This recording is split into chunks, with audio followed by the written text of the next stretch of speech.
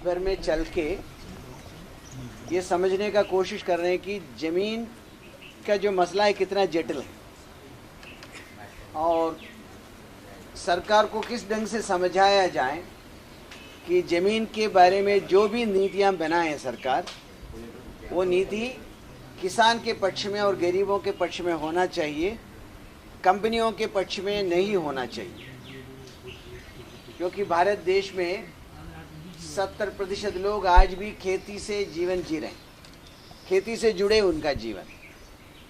तो ऐसे एक देश में खेती को नकार कर, खेती को अनदेखा करके, खेती को खराब करके, खेती को बिगाड़ के सिर्फ उद्योग के पीछे भागना एक विनाशकारी दौड़ है। ये सरकार को समझाने का कोशिश है हमारी ओर से। 2007 में 25,000 लोगों को लेके दिल्ली तक गए, चलते चलते गए तो महीने भर में पहुंचे दिल्ली। और दिल्ली पहुंचने के बाद सरकार को हमने बाध्य किया एक कमेटी गठित करने के लिए। राष्ट्रीय स्तर पर नेशनल लेवल में लैंड रिफॉर्म्स के बारे में चर्चा करने के लिए कमेटी का गठन हुआ। वो कमेटी पूरे देश में यात्रा करके करीब 300 रिकमेंडेशन सरकार को दी है। और ये 300 रिकमेंडेशंस में यही बार बार कहा है कि कृषि योग्य ज़मीन, खेती लायक ज़मीन गैर कृषि कार्य के लिए देना नहीं है। Agriculture land should not be transferred for non agriculture purposes. गैर कृषि कार्य के लिए बहुत तेजी से कृषि योग्य ज़मीन, अच्छे ज़मीन को लिया जा रहा है। तो ऐसे कई रिकमेंडेशंस, करीब 300 रिकमेंडेशंस है उस पर। और उस पर विचार करने के लिए एक राष्ट्रीय भूमि सुधार परिषद का भी गठन किया है, जिसका अध्यक्ष प्रधानमंत्री हैं। मैं उस कमेटी का सदस्य हूँ। अभी तक हमारे यात्रा में हमने देखा कि वो केरल में हो, तमिलनाडु में हो, आंध्र प्रदेश में हो, ये भौगोलिकरण के इस दौड़ में, वैश्वीकरण के इस दौड़ में, ग्लोबलाइजेशन के इस दौड़ में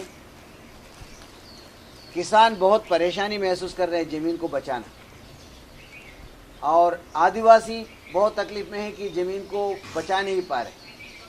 और ख़ास करके जहाँ जहाँ मिनरल्स हैं, जैसे आपके यहाँ लिग्नाइट हैं और किसी के यहाँ कोयला है, किसी के यहाँ तांबा है, किसी के यहाँ लोहा है, जहाँ जहाँ मिनरल्स हैं वहाँ ज़मीन को बचाना अत्यधिक कठिन। अभी इस वक्त हम लोग भावनगर ज़िला जो है गुजरात का, ये यहाँ से गुजरात का सौराष्ट्र क्षेत्र शुरू होता है। भावनगर ज़िला का ये घोघा तहसील है, जहाँ का ये थोड़ी गांव है। यहाँ 2004 से खेती किसानी की ज़मीन और गोचर की ज़मीन एक्वायर की गई और लिग्नाइट माइनिंग चल रहा है, क्योंकि यहाँ की ज़मीन में लिग्नाइट पाया गया, लिग्नाइट माइनिंग चल रहा है। तो लोग जो बता रहे हैं उसके अनुसार यह है कि 4500 बीघा ज़मीन लोगों की खेती किसानी की तो एक्वायर की गई, पर साथ साथ GMDC जो एक गवर्नमेंट की कंपनी है, गुजरात मिनरल डेवलपमेंट कॉरपोरेशन, उन्होंने इलीगली 260 बीघा ज़मीन जो गौचर की है, जो गांव की कहलाती है और गांव के पशुओं के लिए आरक्षित है, उस ज़मीन पर भी कब्जा किया। सिर्फ कब्जा ही नहीं किया, पर गवर्नमेंट ऑफिशियल्स के साथ मिलकर यहाँ पर उन्होंने रिकॉर्ड में भी ऐसे फेरबदल कर दिए, जिसकी वजह से गौचर की ज़मीन आज रिकॉर्ड पर बताई नहीं जा रही है। और लोगों की सबसे बड़ी शिकायत ये है कि जिस समय में भी एक्विजिशन भी हुआ, लोगों से ज़मीनें भी ली गई, तभी मुआवजा इतना कम दिया गया कि मुआनो मुफ्त में लोगों से ज़मीनें ली गई है। वो खेती हो रही है? हाँ, ये बाजू तो खेती नहीं હવે આ બાજુ થોડી કમ થઈ રહી છે। 6% તેમાંથી 25% ખેતીવાડી છે, 75% એ લોકો લઈ ગયા, 25% એ લોકો બધું રેડી કરી દીધું। क्या करते हैं अभी लोग, क्या करते हैं? અત્યારે તો મજૂરી બધા કરવા માંડ્યા છે। ભાવનગર જાય તો કોઈ જુદા જુદા કામ કરી છે, કોઈ કડિયા કામ હોય ને યારે બકડિયા લઈને અમે કોઈ કામ કરી છે, 100 રૂપિયા 150 રૂપિયા અમને મળે છે। અહીંથી 15 રૂપિયામાં ટિકિટ ભાડું થાય, 30 રૂપિયા આવા જવાનું થાય, 150 રૂપિયા આપે છે, અમે મારે ગુજરાત હાલીને નાખી છે। देखिए, लिग्नाइट माइनिंग जब होता है ना, तो बड़े पैमाने पर खुदाई करनी पड़ती है। और खुदाई करने से होता है ये कि एक तो वहाँ की जो अंदर की मिट्टी है जो उपजाऊ नहीं है और कई तरीके मिनरल्स वाली है, उसको आप बाहर निकालते हैं, तो बरसात से उसका पानी बहकर अगल बगल के पानी के स्रोतों को ख़राब करता है।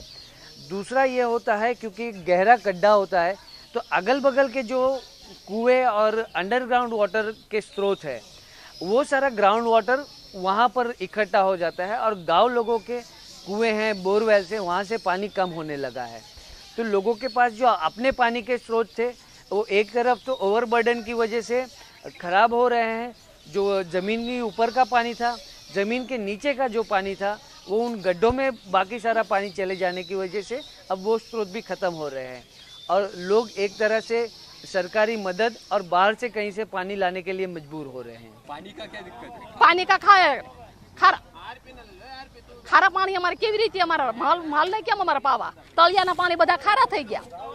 હા, અમારે 2 વીઘા 3 વીઘા જમીન રહી છે.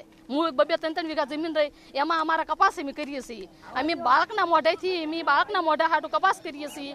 તો કપાસને અમારે ધોળા ફૂલ ફોદામાંથી કાળા મસ્ત ફોદા થઈ જાય છે. તો અમારી કપાસનો અડધો ભાવે નથી આપતા, અડધી કિંમત નથી આપતા. તો અમારી કેવી રીતે અમારા બાળકોનું પોષણ અમારે પૂરું કરવું બોલો? અને અમે બાજરો કરીએ તો બાજરો જાય, અમારે જુવાર ખાવાની ઓલી હોય એની ઉપર અમારે કાળી મસ્તરી વળી જાય છે. તો અમારે એ અનાજ ખવડાવવું કેવી રીતે બાળકોને, એમ કહો તમે. મારું નામ સંગીતા છે. હું આ ગામના સરપંચ શ્રી હિંમતભાઈની દીકરી છું અને અમારા ગામમાં કોલસાની ખાણ આવેલી છે. તો એના લીધે અમારા ગામમાં હજી તકલીફ થાય છે.